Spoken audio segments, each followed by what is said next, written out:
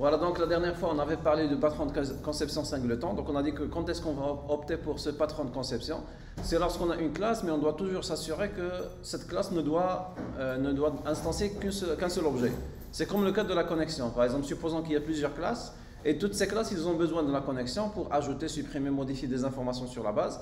Donc il faudrait s'assurer que toutes les classes, ils auront accès au même objet de type connexion. C'est-à-dire on ne va pas autoriser l'instanciation, la création de plusieurs connexions. C'est comme le cas driver manager.getConnection, on doit l'autoriser une seule fois. Et donc dans ce cas, la classe qui va établir la connexion, on va la déclarer comme étant une classe singleton. Sinon, pour le diagramme de classe équivalent au patron de conception singleton, donc on a dit que le principe il est simple. On prend la classe qui doit être une classe singleton, on va déclarer à l'intérieur un attribut statique et privé, de même type que la classe. Également, donc on va déclarer le constructeur, donc c'est lui qui permettrait d'instancier, c'est lui qui permettrait d'initialiser les attributs. Et ce constructeur devrait être déclaré comme étant privé. Pourquoi on va le déclarer privé? De telle sorte, si jamais quelqu'un à l'extérieur de la classe va essayer d'appeler le constructeur, il n'a pas accès au constructeur, c'est privé. Alors que, quand est-ce qu'on va utiliser ce constructeur, même s'il est privé? On va l'utiliser plutôt dans la méthode publique qu'on va appeler getInstance, qui va retourner un objet de même type que la classe singleton. Et de cette manière, donc on va toujours s'assurer qu'on ne va pas autoriser la récupération, l'utilisation du constructeur, mais on doit toujours passer par l'accesseur, la méthode getInstance. Et c'est elle qui va tester. Est-ce que le singleton, est-ce que l'attribut unique, est-ce qu'il a été instancié? Dans ce cas, on va juste le retourner. Si jamais il n'a pas été instancié, ça veut dire qu'il n'y a même pas la première instance, l'instance unique. Donc il va l'instancier pour le premier cas, pour la première fois. Et comment il va faire pour l'instancier? Donc il va appeler le constructeur, même s'il est privé, mais on est toujours sur la même classe. Donc comme application, donc on s'est intéressé à la classe compte bancaire. Donc on a dit qu'un compte bancaire, c'est plusieurs informations. Donc on a dit un compte bancaire, c'est un numéro et c'est également un solde. Par la suite, les opérations au niveau de méthode, donc on a supposé qu'on peut déposer, on peut retirer de l'argent à partir d'un compte. Bon, pour déposer, donc il n'y a pas de règle à vérifier. Lorsqu'on va déposer, donc directement, on va juste augmenter ou bien incrémenter le solde. Et de même, lorsqu'on va retirer, là, il y a un test qu'il faudrait faire. Il faudrait tester le solde avec le montant. Est-ce que le solde qu'on cherche, qu'on a sur le compte, est-ce qu'il est supérieur au montant qu'on désire retirer? Mais ce qui nous intéresse le plus, c'est la classe journalisation. On a dit qu'il y a une certaine classe journalisation. Bon, le but de la journalisation, c'est garder un historique de toutes les opérations qui se sont effectuées. Donc, supposons dans une banque, on souhaite stocker toutes les opérations sur un fichier de journalisation. Donc là, on va dire que le fichier de journalisation, c'est une classe singleton. Pourquoi c'est une classe singleton? De telle sorte à dire que quel que soit le compte, quel que soit l'objet compte, à chaque fois qu'il va déposer, retirer de l'argent, on va garder une information, l'historique de cette opération sur un seul fichier. Comme ça, lorsqu'on va essayer d'afficher, ce n'est pas la peine de parcourir tous les fichiers de journalisation, il y aurait un seul, donc ça revient juste à afficher le fichier de journalisation. Donc pour le diagramme de classe qu'on a essayé de proposer, donc on a dit qu'il y aurait premièrement donc une classe compte bancaire. Bon, ça n'a pas de lien avec la classe singleton. Donc un compte bancaire, c'est un code, c'est un solde. Également, donc il faudrait avoir un constructeur pour construire le compte bancaire. Également les deux méthodes, déposer et retirer de l'argent. Bon, les deux méthodes, ils prennent en argument le montant, qui est une valeur réelle, et ils ne vont rien retourner. On va juste modifier des valeurs et écrire dans le fichier de journalisation. Maintenant, du côté de fichier de journalisation, donc il y a la cardinalité 1, de telle sorte à dire que tous les comptes bancaires, lorsqu'ils vont effectuer deux opérations, donc ils vont écrire dans le fichier de journalisation. Et puisque la classe journalisation devrait être une classe singleton, donc toujours la règle générale, c'est de commencer par un attribut de même type que la classe. Cet attribut, ça devrait être un attribut statique également, ça devrait être un attribut qui est privé.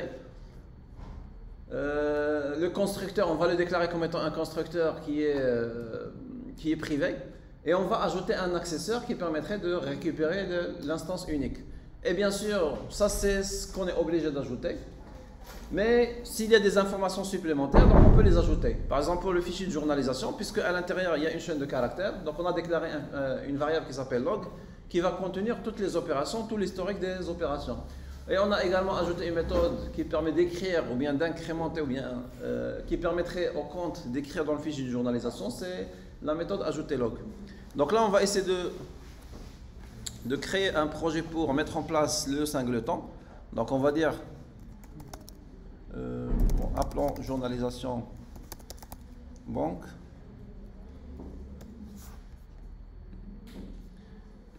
Et donc là, on aurait trois classes, la classe pour le compte, la classe pour le fichier de journalisation, ainsi qu'une classe main pour pouvoir tester. Donc commençons par le compte. Donc compte, c'est une classe ordinaire, donc il n'y a pas quelque chose de particulier à définir, donc on va juste définir. Bon, toujours il est recommandé d'encapsuler les attributs, donc on va déclarer le numéro de compte. Également, le solde, donc on va supposer que c'est double, solde. Et également, on va générer les constructeurs. Bon, prenons un constructeur qui va générer les deux. Également, bon, sinon on va dire que le compte, lorsqu'on va instancier, bon, généralement lorsque vous allez essayer d'ouvrir un compte, bon, par défaut on va dire que le solde il est nul. Il n'y a rien sur. C'est par la suite qu'il faudrait déposer de l'argent. Donc dans ce cas, on va utiliser un seul argument pour instancier le constructeur. Mais par défaut, c'est à 0. Ça veut dire que la valeur par défaut, même si on ne va pas ajouter solde est égal à 0, mais à la base c'est un double, mais on n'a pas modifié sa valeur, donc il va garder la valeur par défaut pour le double qui est la valeur 0. Également, on va ajouter l'accesseur modificateur et on va également ajouter les méthodes déposer. Donc on a dit que déposer, il ne va rien retourner. Et bien sûr, on a besoin de la valeur du montant. Il y aurait également retirer, qui prend un montant et qui va le retirer depuis le solde. Bon, on va essayer d'implémenter la méthode sans prendre en considération la partie journalisation comme étant un singleton. Bon, si on a besoin juste d'implémenter cette classe sans prendre en considération le fichier de journalisation, donc pour déposer de l'argent, ça revient à incrémenter le solde. Donc le solde va recevoir l'ancienne valeur de solde à laquelle on va ajouter le montant. Du côté de retirer, on va décrémenter. Donc, mais également, on doit vérifier. Donc quand est-ce qu'on peut décrémenter?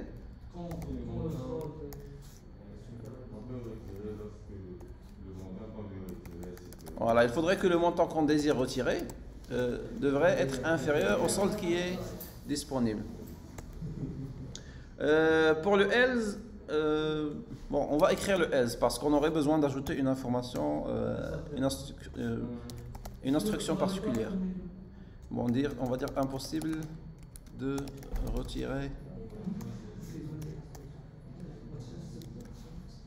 Bon, je vais ajouter les accolades parce qu'on aurait besoin d'ajouter d'autres méthodes, d'autres instructions après. Oui? Pardon?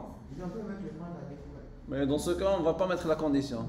Bon, c'est mieux de garder la condition parce que par la suite, on va proposer un autre patron de conception qui est le multiton, qui est une généralisation du singleton. Bon, on a besoin des trois cas à la fois. Donc, on va garder les trois cas. Soit on va déposer, soit on va retirer, soit il y a une erreur lorsqu'on cherche à retirer. Donc, ça, c'est indépendamment du fichier de journalisation. Donc là, on va essayer d'ajouter le fichier de journalisation. Donc, on va dire que journalisation. Donc, le fichier de journalisation devrait être une classe singleton. Donc, la première des choses, il faut déclarer un objet de même type que la classe. Donc, c'est la raison pour laquelle on va commencer la première des choses. Donc, une règle générale, lorsqu'on vous demande de créer une classe singleton, c'est de commencer par déclarer un attribut privé et statique de même type que la classe et qu'on va appeler journal. La deuxième des choses, c'est de déclarer un constructeur journal. Un constructeur par défaut, mais ce constructeur devrait être privé. Et la dernière des choses, bon, c'est pas la dernière, donc, parce qu'il y a d'autres choses à ajouter. Donc là, on va générer la méthode getJournal. Donc la méthode getJournal, c'est une méthode qui est publique parce qu'on va l'utiliser dans la classe compte. C'est une méthode statique, bon, parce que c'est une méthode de classe, on n'a pas besoin d'un objet pour appeler la méthode, et qui va retourner un objet de journalisation. Donc il va retourner journal. Mais qu'est-ce qu'il faudrait ajouter? Quand est-ce qu'il va retourner journal? Si journal est déjà créé, il va le retourner. Si jamais il n'a pas été créé, ça veut dire qu'il faut ajouter cette condition. Si le journal est égal à nul, qu'est-ce qu'on doit faire? On doit le créer pour la première fois. Donc là, on peut appeler le constructeur journalisation. Donc on va mettre journal est égal à new journalisation. Donc si on essaye de commenter la méthode getJournal, c'est-à-dire que si jamais l'objet n'a pas été créé, c'est-à-dire qu'il n'y a pas une autre instance, il n'y a pas un objet qui a essayé de créer le journal, on va le créer pour la première fois. Supposons que cette condition n'a pas été vérifiée, c'est-à-dire qu'il y a quelqu'un auparavant qui a déjà créé l'objet et on va juste le retourner. C'est-à-dire que de toutes les manières, on va retourner le journal, mais avant cela, on va tester est-ce que c'est égal à nul, de telle sorte à ne pas retourner un nul. Retourner toujours, s'assurer qu'on va retourner un objet et c'est l'instance qui est unique. Mais en plus de ça, donc pour le journal, voilà, on avait besoin d'ajouter une information supplémentaire parce qu'on a dit qu'un fichier de journalisation, il doit stocker une chaîne de caractères. Donc on va déclarer une chaîne de caractères pour le fichier log. Par exemple, on va l'instancier. Lorsqu'on va créer pour la première fois le journal, par exemple, on va l'instancier avec la date d'aujourd'hui. Par exemple, début de journalisation. Et on va juste créer la date d'aujourd'hui. Bon, juste pour ajouter une instruction au niveau de... Donc on va juste importer Java utile date.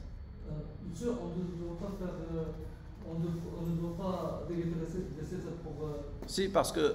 Bon, le setter, au niveau de log, le modificateur, c'est l'équivalent de la méthode ajouter log. Parce qu'on n'a pas... bon, pour la modification, on ne va pas modifier la chaîne de caractères, on ne va pas écraser l'ancienne valeur de chaîne de caractères, mais on va la concaténer avec le nouveau message. Ça veut dire que pour... l'attribut log, donc on va déclarer une méthode ajouter log.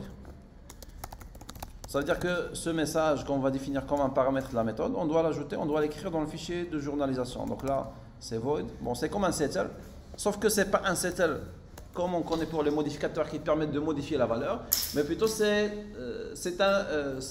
une fonction qui va mettre à jour le contenu de la chaîne de caractères en concaténant. C'est-à-dire que le log va recevoir l'ancienne valeur de log à laquelle on va ajouter le message. Bon, également, on va proposer un getter, mais un getter, on va proposer un getter. Donc, on va proposer un accesseur qui va juste retourner la valeur du fichier de log. Bon, ça, c'est ce qu'il a fallu définir au niveau de la classe. Donc, ça, c'est la classe. C'est la classe singleton. Bon, je vais ajouter juste des commentaires. Donc la première des choses, définir un attribut statique et privé de même type que la classe singleton. Oui. Pour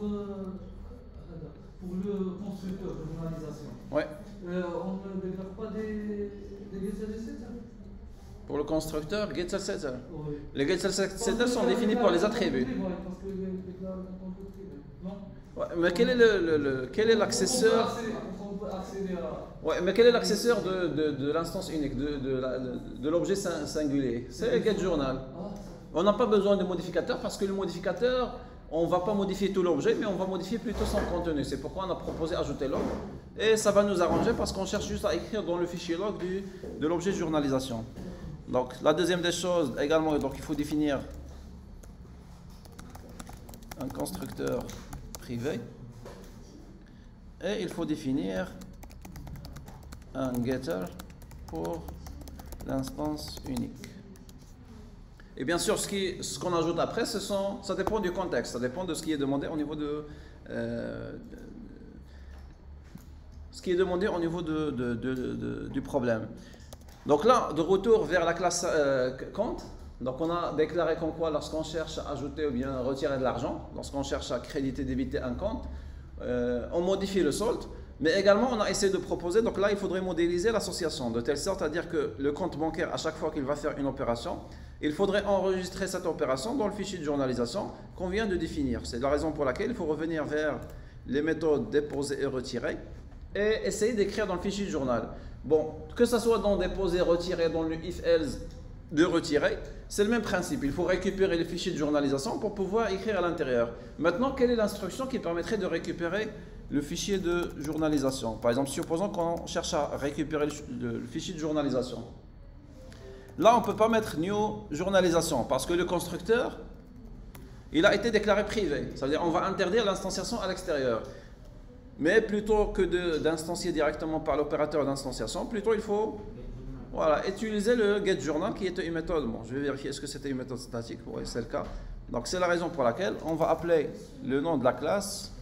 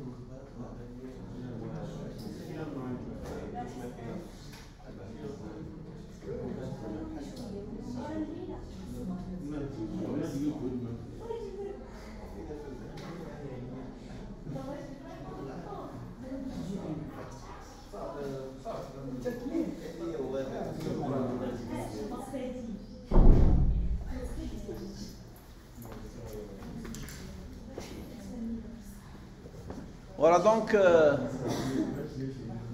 pour récupérer l'instance unique, on a dit que toujours on va pas travailler avec le constructeur, mais plutôt on va opter pour le getter qu'on a déclaré.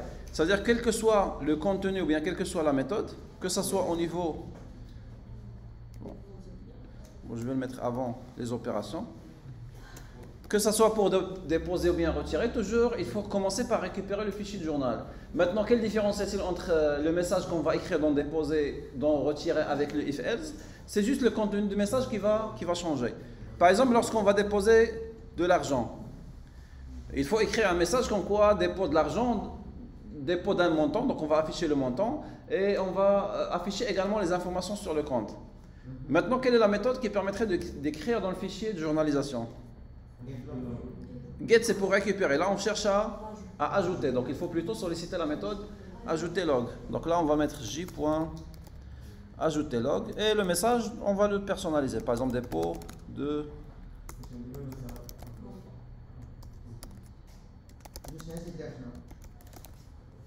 Pardon?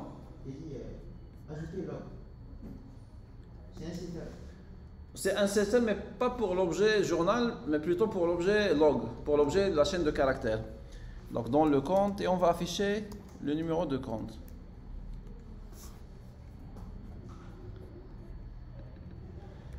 Ça serait la même instruction, que ce soit dans le if ou bien dans le else.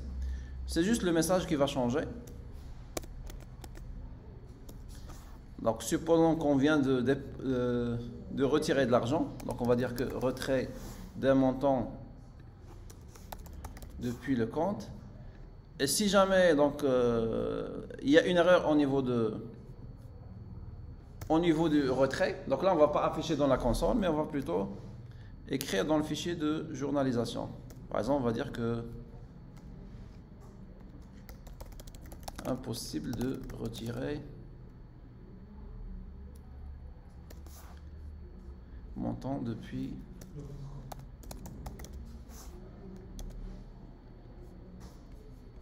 donc là on va essayer de se mettre du côté du main pour pouvoir tester.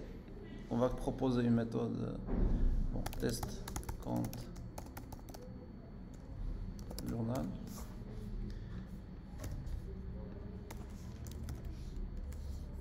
Donc on va créer 3 comptes. Par exemple, compte C1 est égal à new compte.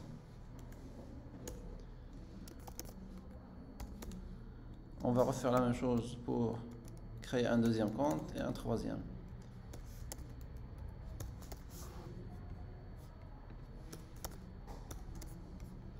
Bon, par la suite, pour pouvoir déposer, retirer, donc on va essayer de... Bon, est-ce qu'on a proposé... Bon, déposer, donc on va essayer de déposer. Par exemple, on va déposer 100. On va redéposer, par exemple, 500. Et on va essayer de retirer cette fois-ci.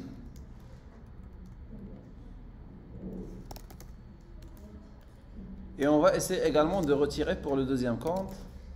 Retirer... bon, quelle que soit la valeur, ça doit générer une erreur parce que le compte, il est vide. Et bon, on va essayer de mélanger. Par exemple, on va commencer par C1. Par la suite, on va essayer de déposer dans C3.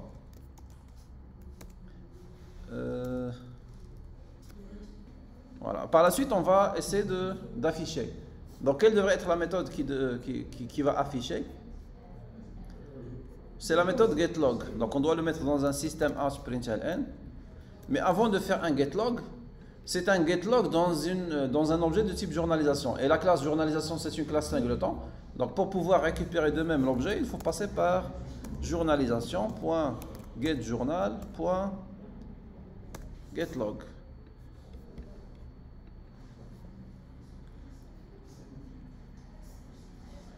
Donc, on a mis des retours à la ligne, donc c'est pourquoi il est affiché sur la même ligne. Donc on va essayer de revenir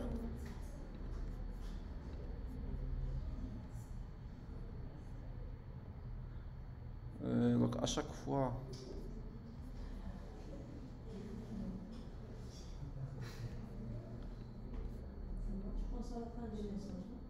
ouais.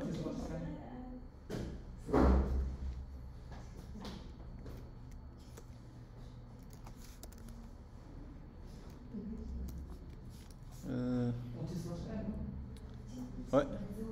Je cherche juste l'anti-slash. Voilà. Slash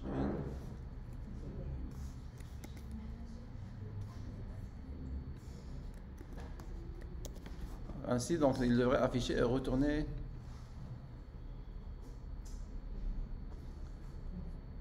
Ah oui, donc on l'a mis juste dans retirer, on n'a pas mis dans dépôt.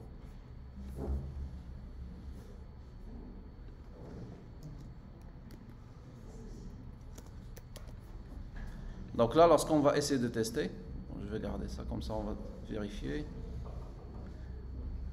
Voilà, donc débit de journalisation. Comme vous pouvez voir, bon, également, donc il a fallu ajouter un anti-slash n après la date.